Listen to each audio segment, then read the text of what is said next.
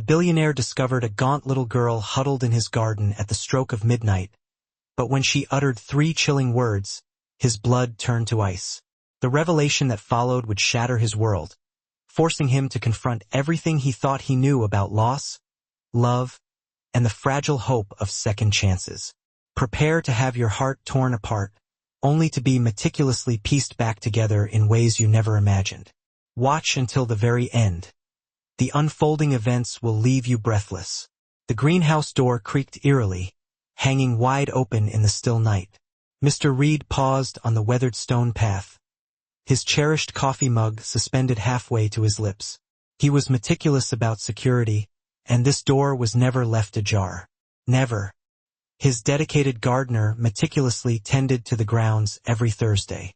Today was Monday, and the unsettling sight sent a shiver down his spine.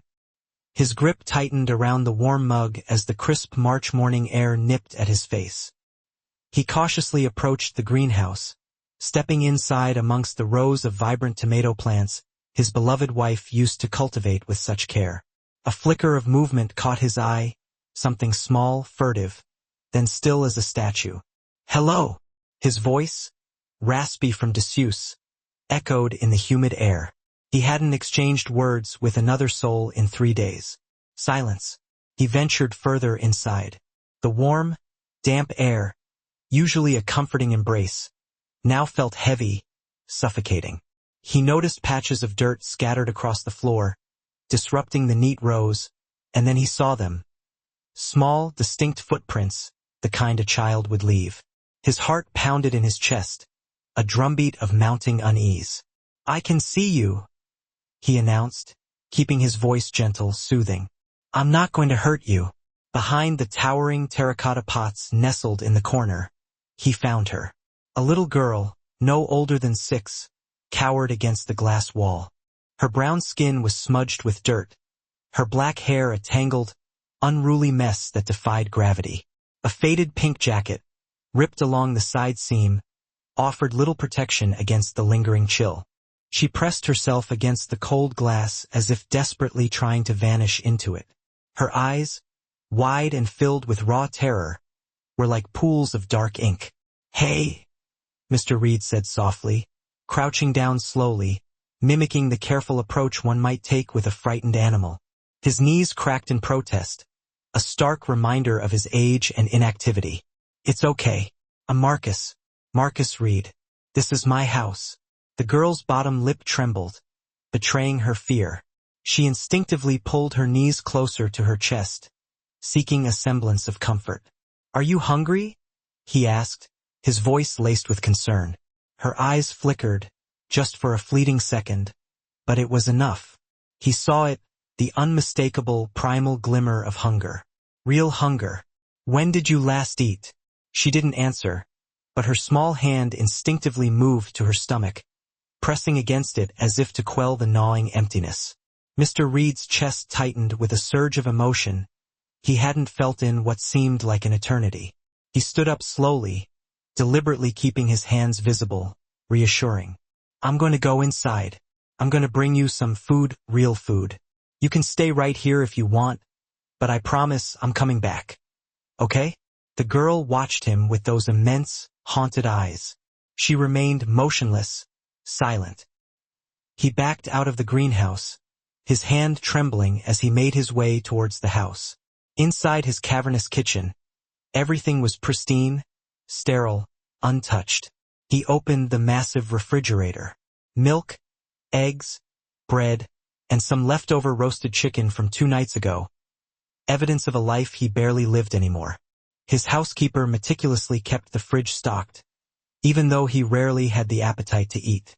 He quickly assembled a sandwich, turkey and cheese, carefully cut into small, manageable pieces.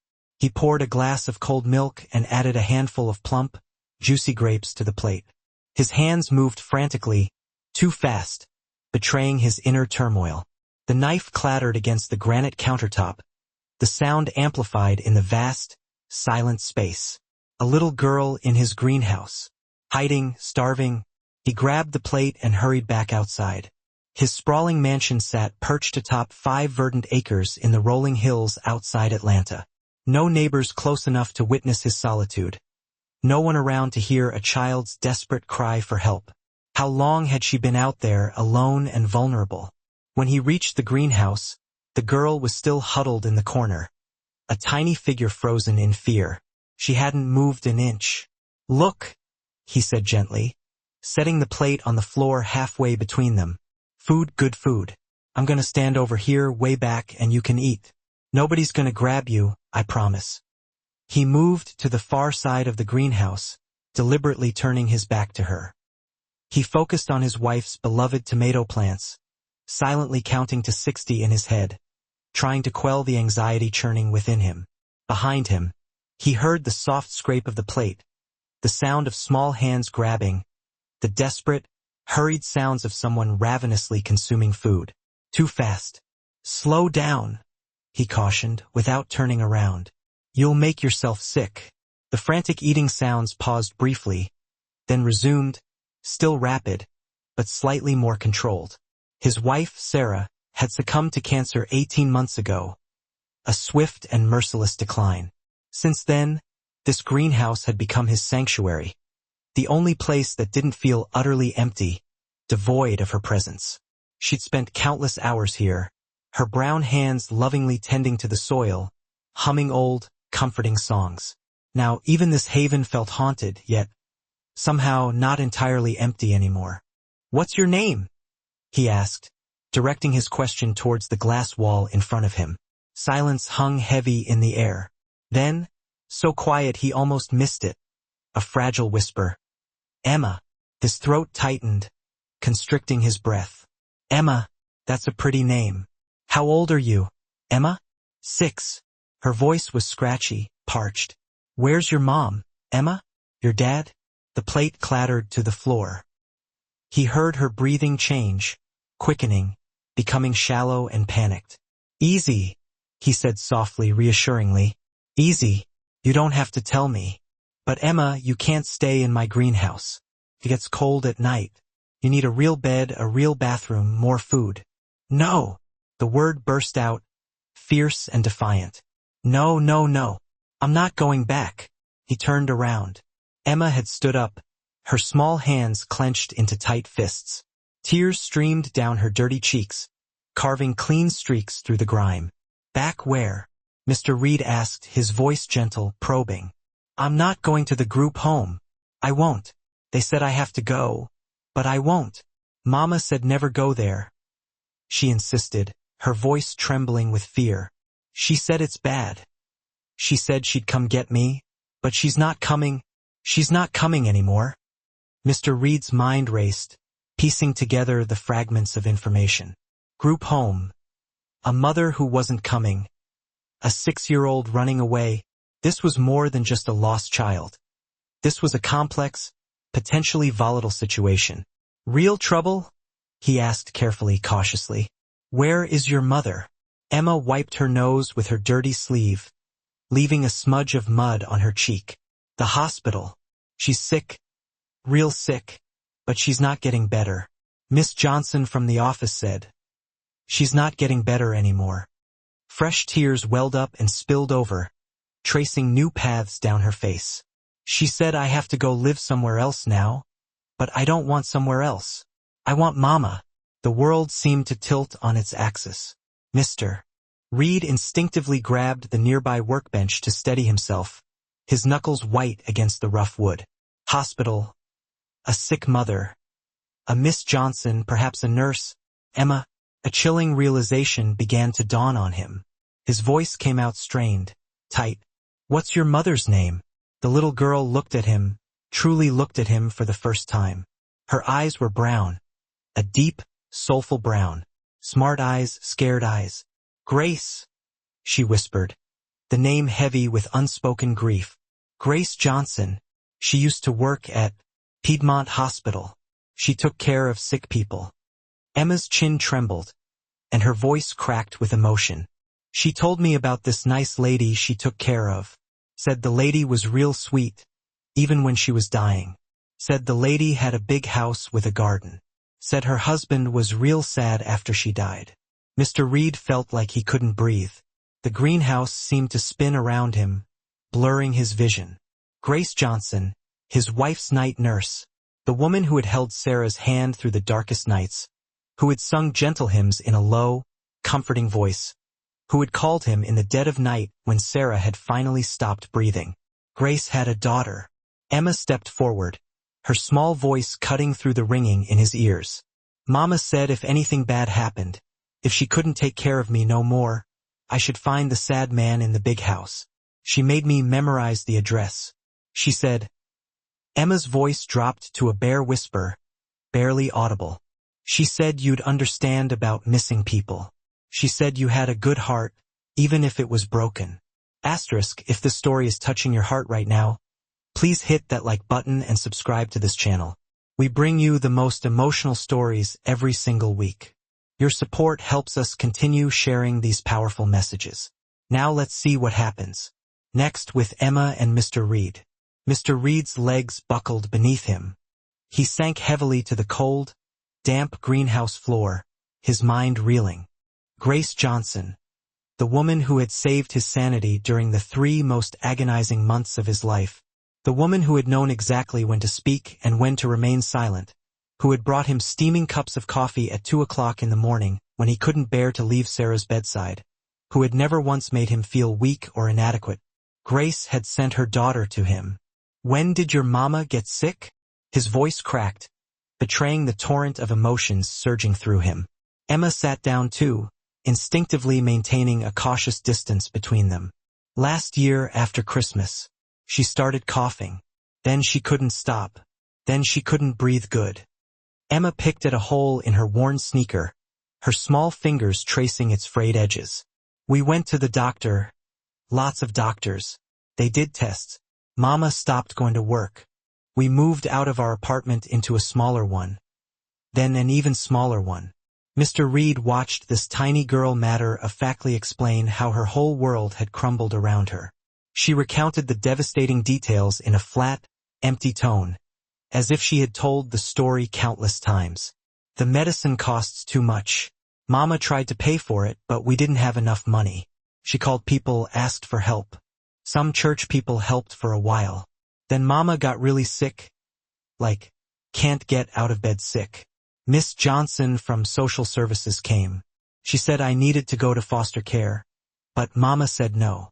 She says she'd get better. She promised, but she didn't get better. Mr. Reed prompted gently. Your mama is in the hospital now, right? Emma shook her head, her whole body seeming to shrink in on itself. 2 weeks ago, Mama went to the hospital. She couldn't breathe at all. I stayed with Miss Keisha next door. Then Miss Johnson came back. She said Mama wasn't coming home this time. She said I had to pack my stuff. She said the group home wasn't bad, but Mama always said never go to the group home. She was real serious about it. So you ran away? I waited until Miss Johnson went to the bathroom at her office. Then I ran. Emma lifted her chin, a flicker of defiance and bravery in her eyes.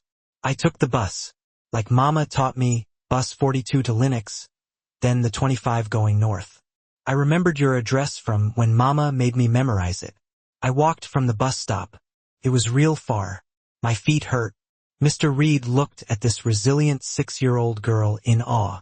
She had navigated Atlanta's complex bus system alone, walked miles, and survived in his greenhouse. For how long have you been in my greenhouse, Emma? 3 days? Maybe 4? I don't know anymore, she mumbled, her gaze fixed on the ground. I found water from the hose. I ate some tomatoes. I'm sorry. I didn't mean to steal. 3 days. She had been here, hidden away for 3 days, sleeping on the cold concrete floor, drinking from a garden hose, eating raw tomatoes while he had been inside his opulent mansion, drowning in his own self-pity, completely oblivious to her presence. Shame burned through him, sharp and searing. You're not in trouble, he said firmly. You're not in trouble for any of this. You hear me? Emma nodded, but her expression remained unconvinced. Mr. Reed stood up, his mind racing, trying to process the gravity of the situation. A runaway child, social services undoubtedly searching for her, a dying mother. This was complicated, dangerous even if anyone discovered Emma was here, if they suspected he had taken her, kidnapped her. But Grace had sent her. Grace, who had witnessed him at his lowest point, who had trusted him with her dying wish, with her precious daughter. "Okay," he said, rubbing his tired face. "Okay, first things first, you need a bath, clean clothes, a real meal. Then we figure out the rest." Emma stood up quickly, her eyes wide with alarm. Panic washed across her small face. "You're calling Miss Johnson, aren't you? You're sending me back?" "No." The word came out before he could even fully form the thought. "No, I'm not calling anyone yet. But Emma, we have to figure this out. Your mother's in the hospital. People are looking for you. We can't just—" "Please?" Emma's voice broke, and fresh tears streamed down her face. "Please don't make me go to the group home. Mama said bad things happen there. She said she went there when she was little. That was real bad. Please, I'll be good. I'll be so good. I'll stay in the greenhouse. You won't even know I'm here." Mr. Reed's chest felt like it was being ripped open. He saw Sarah lying in that sterile hospital bed, saw her frail hand grasping his, saw Grace standing silently in the corner, tears silently streaming down her face as she watched another woman slowly slip away. Grace had saved him, had kept him tethered to humanity when everything had felt utterly impossible. Now her daughter stood before him, begging for his help. "Come inside," he said softly, his voice thick with emotion. "Come on. You're not staying in the greenhouse another minute." Emma didn't move, still hesitant, still unsure if she could trust him. He held out his hand, palm up, offering a silent invitation. "I promise. I'm not calling anyone tonight. You eat, you sleep in a real bed. Tomorrow we figure things out. Deal?" Emma stared at his outstretched hand for a long, agonizing moment, weighing her options, trying to discern his true intentions. Then, slowly, tentatively, she reached out. Her small hand was cold and dirty, but her grip was surprisingly firm. She laced her fingers tightly through his. They walked to the house together, hand in hand. Mr. Reed's sprawling mansion loomed before them, a vast expanse of white stone, imposing and empty. He had barely truly lived in it since Sarah's death. Most of the rooms remained closed off, shrouded in darkness, gathering dust. He had become a ghost in his own home, wandering aimlessly through the echoing halls.